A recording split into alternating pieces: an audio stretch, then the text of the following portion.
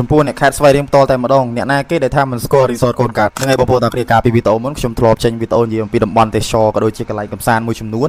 នៅក្នុងខេត្តស្វាយរៀងហើយក្នុងវីដេអូនេះគឺមិនខុសគ្នានោះទេខ្ញុំនឹងបង្ហាញបងប្អូនពីតំបន់ទេសចរក៏ដូចជាកន្លែងកំសាន្តមួយទៀតទៅកាន់បងប្អូនតាគ្នាដែលខ្ញុំគិតថានៅពេលដែលបងប្អូនមកដល់ខេត្តស្វាយរៀងបើសិនជាបងប្អូនចង់បានកន្លែងដែលមានទស្សនវិជ្ជាស្រស់ស្អាតមានខ្យល់អាកាសបរិសុទ្ធក៏ដូចជាកន្លែងថតរូបស្អាតៗខ្ញុំគិតថាបងប្អូនគួរទៅកន្លែងនោះដែលនោះគឺរីសតកូនកាត់រីសតកូនកាត់គឺជាទីកន្លែងកំសាន្តមួយដែលទទួលបានការគាំទ្រច្រើនមែនទែនពីសំណាក់ប្រជាជនដែលរស់នៅក្នុងខេត្តស្វាយរៀងផ្ទាល់តែម្ដងដោយតែបងប្អូនបានឃើញរូបភាពដែលខ្ញុំបានដាក់នៅក្នុងវីដេអូនេះអញ្ចឹងគឺមានភាពស្រស់ស្អាតមែនទែនទាំងពេលយប់ទាំងពេលថ្ងៃទាំងពេលព្រឹកពេលដែលបងប្អូនទៅលេងគឺនឹងទទួលបានអារម្មណ៍ប្លែកមាននៅខ្យល់អាកាសបរិសុទ្ធក៏ដូចជាធម្មជាតិរួមជាមួយនឹងកន្លែងថតរូបស្អាតមានការកំងកាហ្វេកំងភេសជ្ជៈញ៉ាំមានកញ្ចុះសម្រាប់ញ៉ាំអាហារក៏ដូចជាការកំងនៅមុខម្ហូបជាច្រើនដែលមានរសជាតិឈ្ងុយឆ្ងាញ់ហើយបើសិនជាបងប្អូនចង់ដឹងកាន់តែច្បាស់ទៀតបងប្អូនអាចទៅលេងនៅទីនេះបានហើយបើសិនជាបងប្អូនចង់បានទីតាំងសម្រាប់អ្នកដែលមិនស្គាល់អាចតាក់ទងមកខ្ញុំបានខ្ញុំនឹងទៅលាក់ location ជូនទៅកាន់បងប្អូនតាគ្នាអូខេជួបគ្នានៅវីដេអូបន្ទាប់សាប៊ូសាហារ៉ាជាប្រភេទសាប៊ូដែលអាចប្រើបានទាំងបុរសនិងនារីដែលផ្សំចេញពីវត្ថុធាតុដើមល្អៗជាច្រើនមុខដើម្បីជួយកាត់បន្ថយការជ្រុះសក់បំបត្តិអង្គែធ្វើឲ្យសក់ទន់រលោងពិសេសស្បែកក្បាលត្រជាក់ស្រួលបង្កើតដោយសារជាតិម៉ង់តុលបន្ថែមដោយក្លិនប្រហើរនិងធ្វើឲ្យអារម្មណ៍ស្រស់ស្រាយតាំងពីកក់លើកដំបូងចំពោះសាប៊ូដុសខ្លួនសាហារ៉ាវិញមានសារជាតិ Gold Collagen ជួយស្បែកមានសំណើមភ្លឺរលោងសម្រាប់បាក់តេរីកម្ចាត់ក្លិនមិនល្អនិងមានក្លិនក្រអូបប្រហើរសាហារ៉ាជាផលិតផលប្រទេសកម្ពុជាសុទ្ធសាធផលិតឡើងដើម្បីលើកស្ទួយនិងគាំទ្រផលិតផលជាតិ